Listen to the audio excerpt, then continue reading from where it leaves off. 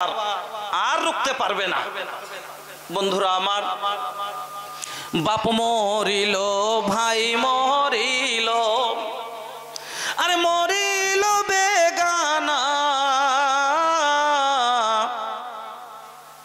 ভবেতে গেল রে জানা। মরিল ভাই মরিল, আরে মরিল বেগানা, ভবেতে গেল রে জানা। এ দুনিয়া রবে না, একদিন হবে রে ফানা। এ দুনিয়া রবে না, একদিন হবে রে ফানা। আমার বন্ধুরা, আপনাকে আমি বলতে যাচ্ছি, তাহলে বুঝতে পারলেন আমরা যতই কতই লোককে মরতে দেখলাম, কত রকমের মরার সময় চোখটা বড় বড় করে। মরণের কষ্ট খুব কঠিন কষ্ট গো বাবা। আপনাকে বলি, আমার নবীর জীবনে কোনো গুনাহ ছিল না, আমার নবীর জীবনে কোনো গুনাহ ছিল না। তারপরও আমার নবী যখন দুনিয়া ছাড়ছিলেন, ওই সময়তে আম্মা আয়েশা বলছেন, হাকে নাতি ওয়াজাকে নাতি, রাসূলের মাথাটা আমার এই বুক, এই গদের আর তুড়ির নিচেখানে এই রকম করে ধরে আছি। নবীর বুকের ভিতরটা জানো চাকি যেমন চলে, গমের চাকি, গড় গড় গড় গড় করে আওয়াজ করে আমার রাসূলের ভিতরটা করছিল।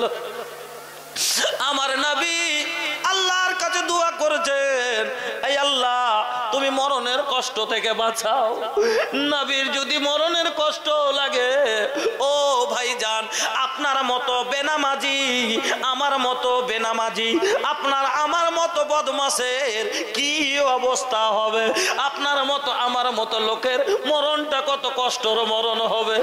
ও বন্ধু আমার, আমার নবীর একজন মেয়ে ছিলেন, আমার নবীর একজন মেয়ে ছিলেন, তার নাম হলো জাইনাব। একদিন জাইনাবের একটা শিশু সন্তান একবারে মারজুল মত, মরার অসুখে শেষ শ্বাস টানতে আছে। আমার নবীর কাছে খবর পাঠানো হলো। আমার নবী জাইনাবের বাড়িতে আসলেন, ওই জাইনাবের বাচ্চাটা আমার নবীর কোলে দেওয়া হলো। নবীজি আমার বাচ্চাটার দিকে দেখে চোখের পানি ছেড়ে দিলেন। ওই বাচ্চা বড় বড় শ্বাস টানতে আছে। আমার বন্ধু, আপনাকে বলি, কত রকমের মরণ আপনি দেখলেন, তারপর আপনার ইবরাত হলো না, আপনার জ্ঞান হলো না। কেন বুঝলেন না যে আমাকে একদিন মরতে হবে? আপনি কি কোনোদিন কবরের পাশে দিয়ে যাননি? ওই ভাঙ্গা কবরখানা দেখা আপনার কি মনে হলো না আজ আমার মার বুকের ওপরে এত মাটি পড়ে আছে, কাল আমার ওপরে এতটি মাটি হবে, আমার কি অবস্থা হবে? বন্ধু আমার, আপনাকে বলে যাই, মরণ কাউকে ছাড়ে না, মরণ কাউকে ছাড়ে না, মরণ দোহাই মানে না। মরণের ডাক এলে যেতে হবে সবাকে ফেলে, আমল ছাড়া কিছু তোমার সঙ্গে যাবে না। আমল ছাড়া, আল্লাহ পাকের নবী বলছেন যে যখন মানুষ মরে যায় তার সাথে তিনটি জিনিস যায়। মানুষকে যখন কবরে রাখতে যায় তার সাথে তিনখানা জিনিস যায়। আহলুহু ওয়া মালুহু, একটা হলো তার মাল, ওই যে খাটখানা, ওই যে বিছানাটা, আর একটা হলো তার আহাল পরিবার, ভাই ভাগার বেটা যায়, আর একটা হলো আমালহু, তার জীবনের আমল যা করেছে। যখন তাকে কবরে রেখে দেওয়া হয়, ওই সময় কবরে রেখে দেওয়ার পরে বন্ধুরে, মানুষ যখন মাটি দিয়ে আপনার কবর বরাবর করে দেয়, তারপরে ওই লোক ওখান থেকে দুটি জিনিস ফিরে চলে আসে। নবী বলছেন ওয়ার যে ও ইসনানে, দুটি জিনিস ফিরে চলে আসে। কি ফিরে আসে? আপনার বাড়ির খাটখানা ফিরে চলে আসে, বাড়ির বিছানাটা ফিরে চলে আসে, ওই যে কবর খোঁড়ানো কোদালটা ঘুরে চলে আসে, আর তার আর সাথে আর একটা তার আহল আইয়াল দফন করে দিয়ে ঘুরে চলে আসে। আমার বন্ধুরা আপনাকে বলে যাই, जगह जमीन सोना चांदी और रुपया रह जाए सब यही जे बाबू हो कमैया। जगह जमीन सोना चांदी और रुपया रह जाए सब यही जे बाबू हो कमैया। बेटा बेटी प्रिया हो चाहे पिता माता सबका से यही जे तालक बाटे तो हर नाता। এত ভালোবাসা, এত কিছুর বিনিময়, কতদিন সম্পর্ক, যতদিন আপনার মরণ না হয়েছে আপনার রিশতা, আপনার সম্পর্ক, বেটা বেটির সম্পর্ক, মা বা বেটা বাপের সম্পর্ক, মা মেয়ের সম্পর্ক, স্বামী স্ত্রীর সম্পর্ক, কতক্ষণ কবরে যাওয়া অবধি। কবর সে আগে तक लेना केहू साथे जाई हो का करबे हो भैया इतना कमाई हो। কত কবরে মানুষকে রেখে আসলেন, একবারও কি আপনার জ্ঞান হলো না? কেন আপনি কবরস্থান গেলেন? অনেক মানুষকে দেখা যায় কবরের পাশে যায় মানুষ আরো হাসি টিটলি করে, কবরের পাশে গিয়ে আর কি মজাক করে। ওরে বাবা, আজকে এত কেনই আমরা জ্ঞানহীন হয়ে গেলাম যে কবরের পাশে গেলে উসমান গনি কবরকে যখন দেখতেন এমন ভাবে কাঁদতেন, এমন কাঁদতেন চোখের জল দাড়ি ভিজে টস টস করে জমিনে পড়তো। সাহাবায়ে কেরাম জিজ্ঞেস করেছেন, ওগো উসমান গনি, আপনি জাহান্নামের আযাবের কথা শুনে এত কাঁদেন না, জাহান্নামের কষ্ট শুনে আপনি এত কাঁদেন না, কিন্তু কবর দেখে আপনি কেন এত কান্না করেন? উসমান গনি বলেছিলেন, ওরে সাহাবারা, ওরে আমার বন্ধুরা শোনো, কেন আমি কাঁদি? বিশ্বনবী বলেছেন, আল কবর আউয়ালু মানজিলিম মিন মানাজিল আখির, কবর হলো আখিরাতের প্রথম মঞ্জিল। ফাইন্না জামিনহু ফামা বাদাহু আল আইসারু মিনহু। ওরে শুনে লাও, কবর থেকে যদি ছাড় পাই সব জায়গা আসান হয়ে যাবে, পুলসেরাত আসান হয়ে যাবে, মিজান আসান হয়ে যাবে, হাসর নাসর সব আসান হয়ে যাবে। আর কবর থেকে যদি বা পরিত্রাণ না পায়, কবরে যদি শক্ত হয়ে যায়, বাকি যত মঞ্জিল হবে সব আরো কষ্টর হয়ে যাবে। কবর থেকে পাস হতে না পারলে আর কোথাও পাস হতে পারবো না। এই জন্য কবর দেখে কাঁদছি, ওরে কবর তোর কাছ থেকে পাস হতে পারবো কিনা। ওই কবর থেকে পাস হওয়ার জন্য ওই কবরে সবকে যেতে হবে আপনাদের কাছে।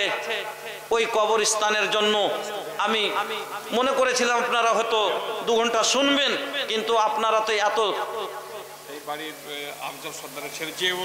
জিয়াউল হক আফজল সর্দারের ছেলে স্কুলে আছেন, উনি ওখান থেকে 2000 টাকা পাঠিয়েছেন। আল্লাহুম্মা সাল্লি আলাই আল্লাহুম্মা বারিক আলাই। বন্ধুরা আমার, প্রত্যেকের এটা আপনারা সবাই মিলে জামাতের কবরস্থান নিচ্ছেন নাকি? জামাতের গোটাই সবাই মিলে? আচ্ছা আচ্ছা, কিছু লোক। কেন এত সবটি লোক এরকম নাই যে যার জায়গা আছে কবর দেবে? অনেক লোকের নাই, যাদেরকে আল্লাহ রাব্বুল আলামিন 5 বিঘা 2 বিঘা দিয়েছেন, ওর মধ্যে থেকে অন্তত এক, আরে নিজের জন্য তো সবাই করে, অপরের জন্য যে করে সেই হলো আসল উপকারী। বেশি না পারলে একটা কবরের জায়গা, বেশি না আপনার কাছে চাইবো না, 10টা এরকম লোক পাওয়া যাবে না যিনি এই নিয়েতে যে আল্লাহ চাইলে আমাকে ওই পর্যায় করতে পারতেন। উনিও আদমের সন্তান, আপনিও আদমের সন্তান, উনিও আল্লাহর বান্দা, আপনিও আল্লাহর বান্দা, কিন্তু আল্লাহ আপনাকে 10 বিঘার মালিক করলেন আর ওনাকে আপনার বাড়ির চাকর করলেন। কেন? না হলে আপনার ধানকে কেটে দিবে, ভুট্টাকে কেটে দিবে, ঘরকে বানিয়ে দিবে, টিউবওয়েলকে গেড়ে দিবে। যদি সবাইকে আল্লাহ ধনী করে দিত, এই নিজাম চলতো না। এই জন্য আল্লাহ কাউকে দিলে সম্মান আর কাউকে তার বাড়ির চাকর করলে। বন্ধুরা আমার, ওই গরিব গেলার জন্য যে আল্লাহ তুমি চাইলে আমাকে ওইখানে আর ওকে আমার জায়গায় রাখতে পারতেন, কিন্তু আল্লাহ তুমি আমাকে দিয়েছ একটা কবরের জায়গা। আমি 1 কাঠা 2 কাঠা 5 কাঠা ওই মৌলানা চাইছে কিনা আমি বলতে পারবো না। তবে যদি কোনো একটা আল্লাহওয়ালা, কোনো একটা লোক এরকম যার কাছে জমি জায়গা আছে, যদি পারলে 1 কাঠা যদি গরিবের জন্য আপনি দান করতেন, আমি খুশি হতাম যে আপনি হলেন পর উপকারী, যে নিজের জন্য নয় সবারই জন্য চিন্তা করেছেন। আর বিনিময়ে আপনি ইনশাআল্লাহ আপনার জায়গাতে যদি 10টা লোক শোয়, ইনশাআল্লাহ আপনি জান্নাতের হকদার হবেন। কারণ 10টা লোককে আপনি আপটেছেন, আল্লাহ আপনাকে আপটে নেবে। আপনি 10টা লোককে জায়গা দিয়েছেন, আল্লাহ আপনাকে জান্নাতে জায়গা দিবে। 10টাও যদি না পারেন, সামনে দিয়েছেন। যদি 1 কাঠা না পারেন, অন্তত একটা কবরের সমান জায়গা, মাত্র 5000 টাকা। 5টা লোক আছেন যে আমি একটা কবরের জায়গা দিলাম, এক গরিব ভাই আমার জায়গাতে শোবে, আর আমি জি 3000 একজন দিয়ে পাঠালেন, আর 2000 দিলে একটা কবরের সমান জায়গা একটা লোককে আপটে নিত। খুশি হতাম যে যাক ওনার জায়গাতে একটা লোক থাকবে ইনশাআল্লাহ, আর আল্লাহ ওনাকে জান্নাতে ওর জায়গা হয়ে যাবে ইনশাআল্লাহ। হ্যাঁ, ওনাকে বলেন 2000 টাকা। আর আপনারটা কই হয়ে গেছে? আপনার হয়ে গেছে 3000 টাকা ভাই পাঠিয়েছেন। যদি পারলে আপনি আর 2000 টাকা দিয়ে বলবেন হ্যাঁ ইনশাআল্লাহ আল্লাহ আপনার জন্য জান্নাতে জায়গা করবে, আপনার জায়গাতে একটা গরিব লোক দফন হবে, আপনি গরিব লোককে আপটে নেবেন, আল্লাহ আপনাকে জান্নাতে আপটে নেবেন ইনশাআল্লাহ। বন্ধুরা আমার, উঠে আসেন আমার মা বোনেরা, ওই কবর খুব কঠিন গো মা। কবরের ব্যাপারে তো আলোচনা শুরু করছিলাম, কিন্তু আপনারা তো তাড়াঘোড়া লাগিয়ে দিয়েছেন। এই জন্য মায়েরা আমার, বোনেরা আমার, ওই কঠিন কবর থেকে বাঁচার জন্য মাগো আপনারাকে বলি, যেই কবর হলো অন্ধকার ঘর, যে কবর সদা ডাক দিতে আছে আনা বাইতুল ওয়াহাদাতি, কমিটির লোক আপনারা মেয়েদের কাছে যান। আমার মা বোনেরা ওই যা কবরের 99টা আজদাহা সাপ, আল্লাহু আকবার। আজ ঘরে বিছানে যদি একটা ছুঁচা চড়ে এলাই, বিছান ছেড়ে পালিয়ে যাব। মা আপনার বিছানে যদি একটা ককরোচ চড়ে এলাই, আপনি ভয়ে বিছান থেকে নেমে যান। একটা সাপের বাচ্চা যদি উঠে যায়, চিৎকার করলে পাড়া প্রতিবেশী দৌড়িয়ে আসে, কিন্তু নবীজি বলছেন 99টা আজদাহা সাপ ওই কবরের মাঝে আপনাকে দেওয়া হবে।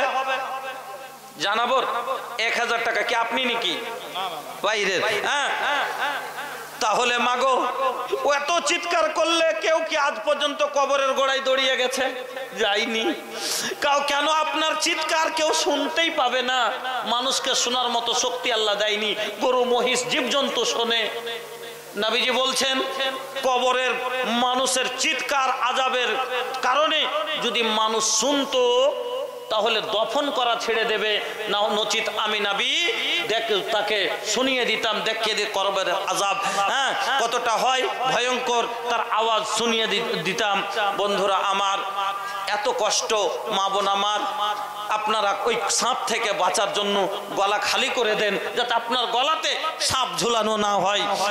মা বোন আপনারা কান খালি করে দেবেন, সেই দিন আপনার এই সাপ থেকে হেফাজত করবে। বন্ধুরা আমার আসেন, আলহামদুলিল্লাহ বেনামিতে 100 টাকা, একজন ভাই আমার 100 টাকা, আর ভাই আমার জানাবর সাহেব উনি দিয়েছেন 2000 টাকা, একজন দিয়েছেন 3000 টাকা, আর স্কুল থেকে মাস্টার ভাই দিয়েছেন 2000 টাকা, এদিকে এক ছেলে দিয়েছে 150 টাকা। আল্লাহুম্মা আমিন। আলহামদুলিল্লাহি রাব্বিল আলামিন ওয়াল আকিবাতু লিল মুত্তাকিন ওয়াস সালাতু ওয়াস সালামু আলা সাইয়্যিদিল মুরসালিন। রব্বানা আতিনা ফিদ দুনিয়া হাসানাতাও ওয়া ফিল আখিরাতি হাসানাতাও